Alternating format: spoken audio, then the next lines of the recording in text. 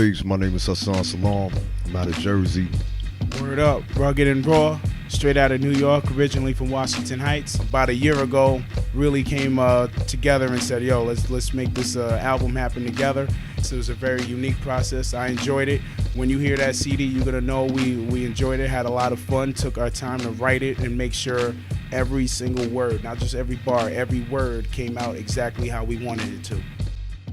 Everybody just gather round, come on. Everybody just get on down, come on. Everybody just gather round. Move your body, just get on down. This rendition got soul, like mama in the kitchen singing over the stove and the smell of charcoal. Chicken on the grill, drinks on chill, cracking jokes, shooting dozens, stomach calling for the meal. Any time to kill, lay back in the shade. Homemade lemonade, dominoes, spades. Kids dancing, acting too grown. It was crazy because, like, honestly speaking, when we had started working on this album, I had lost a child, and me and my fiance broke up, and I didn't really have a place to stay.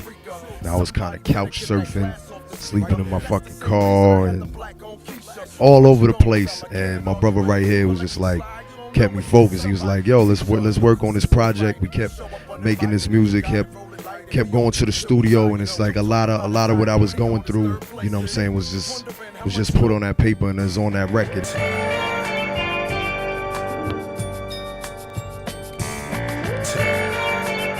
There's a couple of significances in it. I mean, the first one being, like, you know, we both are solo artists. We both been putting out music, but for a lot of time, it's kind of like either people was rocking with us, but it wasn't like that exposure, that whole crazy fanfare and shit. It was just like, people was like, yo, I respect them dudes, but that was it. So like, from when it comes to like MTVs and all them other kind of folk, we was like on some Rodney Dangerfield, like, yo, no respect out here. But then at the same time, Muhammad Ali is both our heroes, and Muhammad Ali always fought for his respect. You know what I'm saying? When Sonny Liston wouldn't call him Muhammad Ali, and he kept calling him, you know what I'm saying, he kept calling him Cassius Clay, he put that dude on his back, you know what I'm saying? And that's how it go, knocked him out. Because you got to fight for your respect in this world, and anything that you want, anything that's worth having in this world is hard work, and that's what it is. And you know, that's what Mohammad Dangerfield comes from, and it's also the greatest name to ever have to go through security at the airport with. You know what I'm saying? When I was traveling, when I was over in Africa, I had the Mo Danger stickers. Every airport, they went through my luggage like, what is this right here? This danger sticker. You know what I'm saying? Like, people catch on to it. It's an ill name. You know what I'm saying? You don't forget that name right there. These are brothers that I've seen come from the dirt, come from signing up from open mics, come from selling their stuff in the streets, approaching people that they didn't know to tell them that they had music, and look, they're making their fucking dream come true, putting out real music, touring around the country, around the world. This is when hard work happens. This is what happens when hard work pays off, excuse me. This is what happens when you believe in what the fuck you do. If you don't believe in what you do or what you want to do with your life, then go home and hang yourself, because you will never be what you want to be. You have to be your biggest supporter, and you have to invest in yourself.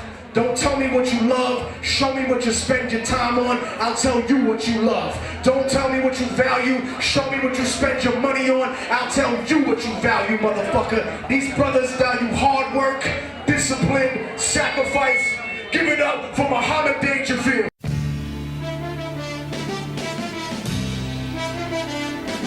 I mean, it's just basically traveling in those same circles, and you know, we went to them basically with a finished product, and obviously, you know, we follow Tech because he's super ill, you know, but Tech is one of those people that follows up on the up and comers, you know what I mean? He's not one of those that keeps his head above the clouds and doesn't follow what's going on. So when we went to him with the project, you know, just explaining that, hey, we've done all this on our own, we can, you know, give him the numbers, the shows, the accolades and everything. And sometimes all you need is just that, you know, that little extra push. Sometimes you need those people to help you out. And he wouldn't put his name on anything that he didn't believe in. So we got it to him, and he listened to us, and he gave us a chance. Me and Hasan for years have always been out, whether it's handing out flyers, selling CDs on our own, booking our own shows. We never lose that work ethic, and that's definitely something else that prompted them into taking us, knowing that we're never gonna inch up, we're never gonna slow down or anything, and we're gonna give them the same effort that we've given ourselves for many years.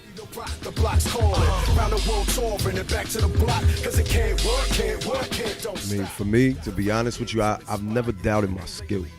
You know what I'm saying? And I've never stopped loving the music. Like, me and the music get along great. I don't never have a problem with music. You know, it's like my favorite quote in the world. Duke Ellington said, "Music is my mistress and she plays second fiddle to nobody." You know, and my problem has been with the business. I don't like shady folk. I don't like people that don't speak their mind. I don't like people that don't speak the truth.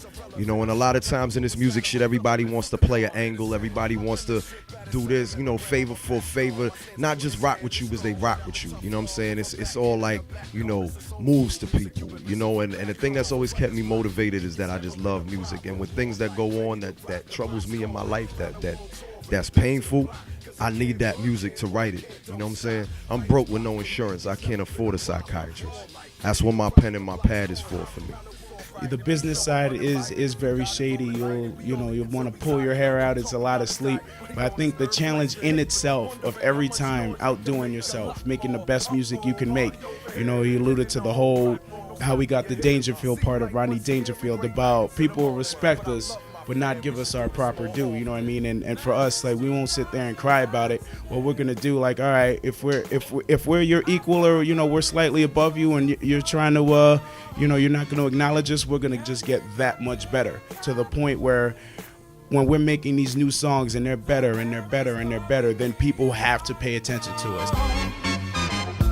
I went on an all-out blitz. Golden Globe performance, how I called out sick.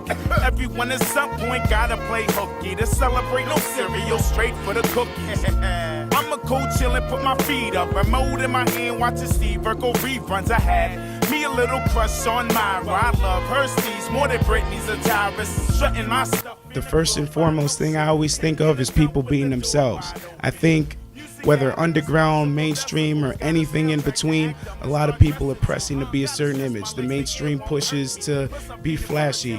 The underground pushes to be anti-flashy. And people just need to really be themselves. That's why a lot of music sounds the same. One of the main things that we have to utilize right now is selflessness.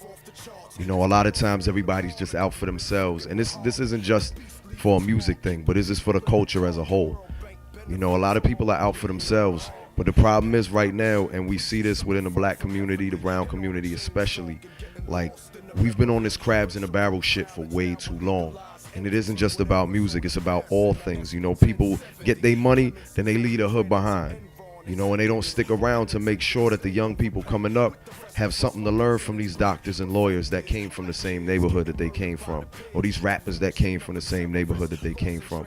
It's not just about sponsoring a basketball event or something like that. It's about putting these kids into school, making sure that they make something of themselves, besides just hanging out all the time, because the prison industrial complex is the fastest growing industry in the United States. They want to see all of us back into some form of slavery and throwing us in jail.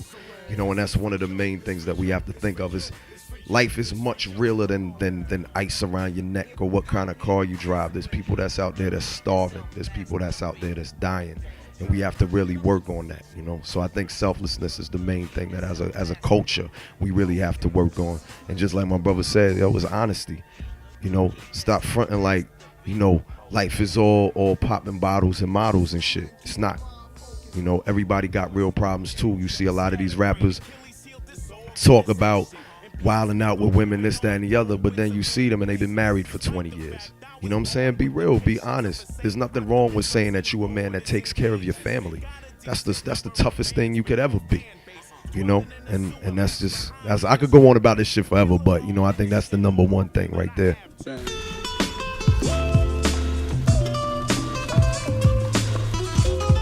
Every third Sunday of the month, there's a food and clothing drive in Jersey City, New Jersey, on the corner of Grant and Martin Luther King.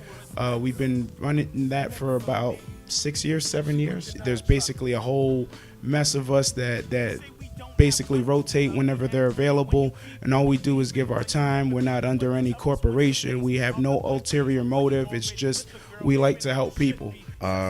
The food and clothing drives, we've had people from all over hit us up and be like, yo, I want to come help.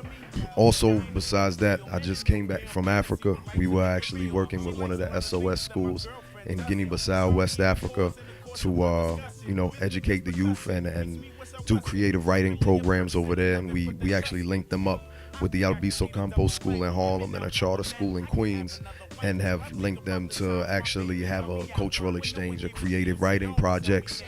Do that through For the Love of Words. And inshallah, we're going to be working to build a music school over there. And we've worked with some of the artists from Guinea-Bissau who have had problems from their government over there that's been trying to silence them from speaking.